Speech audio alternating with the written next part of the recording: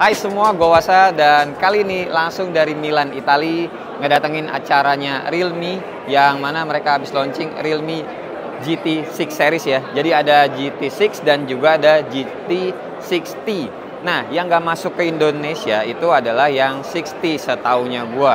Dan yang Realme GT6 itu udah gue bikin video reviewnya. Nah, kali ini gue lagi ada di Experience Zone bareng sama teman-teman yang lain dari Indonesia dan dari belahan dunia yang lain. Kita lagi coba-cobain device-device terbarunya. Nah, kali ini gue mau bahas Realme GT6T, tapi kenanya kayak hands-on aja ya, karena nggak sempet lah pasti buat nginstal yang lain. Contoh foto sama contoh video gue kasihin juga nanti. Oke, kita lanjut ke device-nya. Oke, ini dia Realme GT6T-nya. Dan ini yang warna hijau, dan yang ini Realme GT6 ya, by the way. Terus kalau mau lihat yang silvernya, coba pinjam Mas Kris dari Jagat Review, ada juga di sini. Nah, ini yang silvernya. Sebenarnya terlihat hampir tidak beda kalau dari fisiknya ya, tapi yang jelas banget beda kalau kita pegang langsung berasa kok. Karena yang ini materialnya adalah plastik, sedangkan yang Realme GT6 ini materialnya adalah glass atau kaca. Cara membedainnya selain bisa dipegang, secara visual kelihatan kok. Ini kalau gue tekan begini nih sambil maju, dia nggak melengkung-melengkung ya. Tapi kalau yang nih, yang 6T, lihat deh. Ini ada cahaya, gue tekan, oh melengkung kan? Nah, terus yang ini juga, yang 6T-nya warna hijaunya, tuh melengkung. Sekali lagi yang 6 aja, GT6 tuh tidak ada melengkung-melengkungnya. But overall dia punya layar yang sama juga depannya. Sama-sama panelnya juga persis kayak si Realme GT6. Terus juga layarnya juga agak melengkung, curve design di bagian depannya. Yang ngebedain banget sama Realme GT6 dengan 6T itu ada beberapa bagian. Paling kerasa ada 3, cuma secara visual itu kita bisa ngelihat satu sih.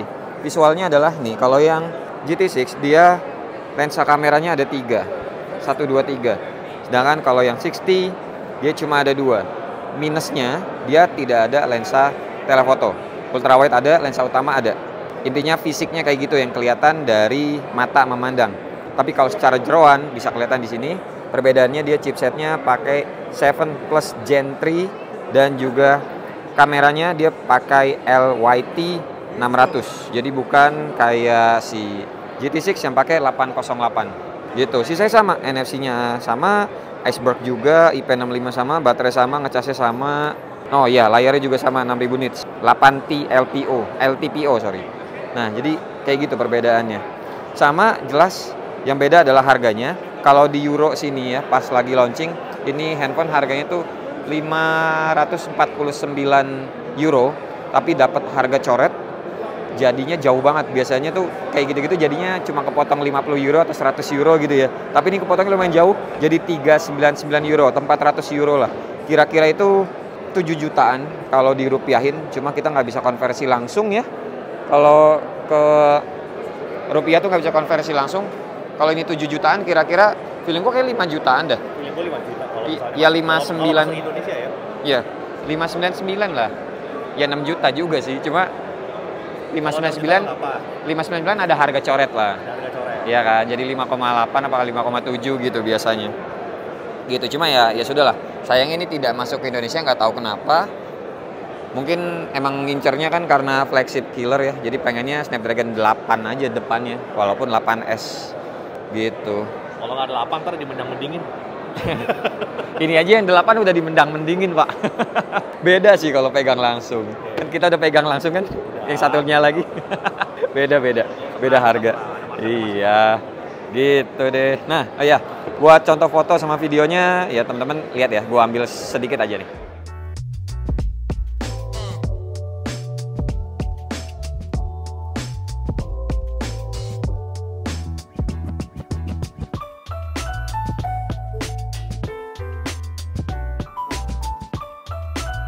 Nah, kalau ini adalah contoh video Full HD 30 fps dari Realme GT6T. Gue cobain yang 30 fps-nya dulu soalnya biar bisa pindah ke lensa ultrawide. Loh, tidak bisa ternyata. Tidak bisa guys.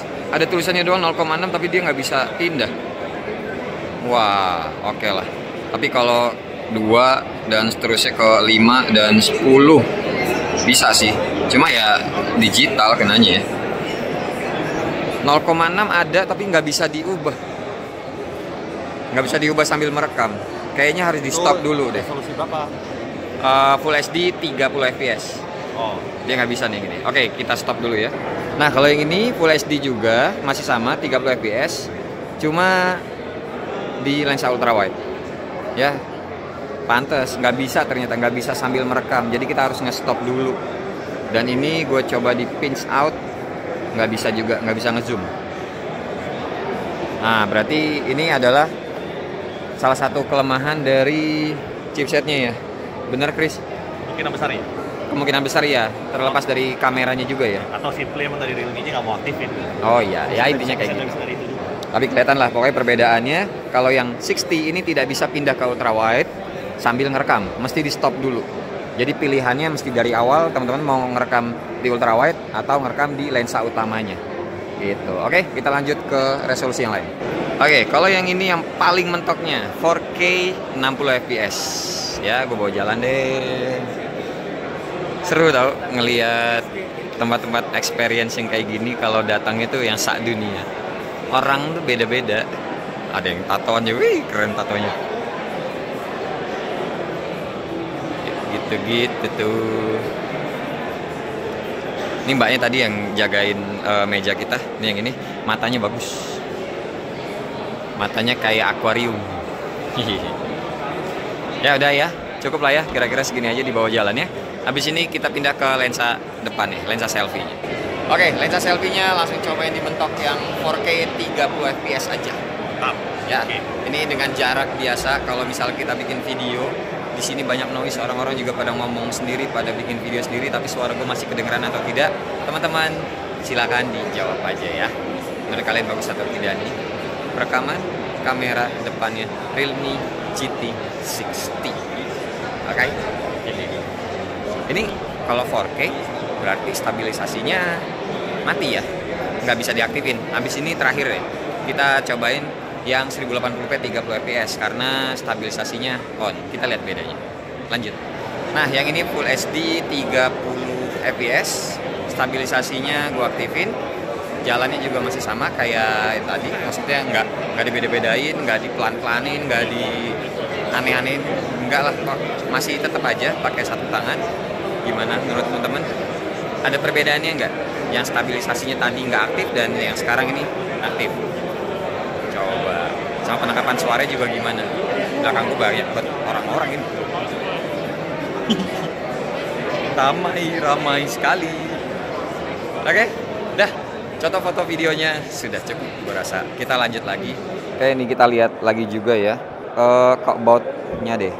About device, Realme UI 5.5, Realme GT60, storage-nya 256, Snapdragon 7 Plus Gen 3, screen size-nya sama, baterai sama, RAM-nya juga oke sama, bisa sampai 12 GB juga. Nah, kamera depannya nih 32 sama belakangnya 50 plus 8. Jadi tidak ada yang lensa telefotonya. Gitu. Realme UI ini ada Wi-Fi-nya kan? Oke. Update Android 14 5.0. Oke. 6000 nits. 6000 nits berarti kita sama dong larinya ke display brightness. Extra brightness bisa naikin lagi. Wih. Perang ya. Oke, silau sekali silau. Screen refresh rate sama juga 120 mentoknya, terus resolusinya juga bisa diubah ya. Ini biar lebih irit baterai standar nih high. Oke. Sama lah persis pokoknya. Oke, sekarang kita ke kameranya, lihat mode-modenya ya. Straight video, foto, potret, more, dual view video ada, kayak aman. Terus kita lihat sininya, bagian setting, watermark juga ada 2 ya. Ini Realme GT60 yang custom, Realme GT60 juga, oke. Terus grid. Oh nih video. Kita lihat kemampuannya.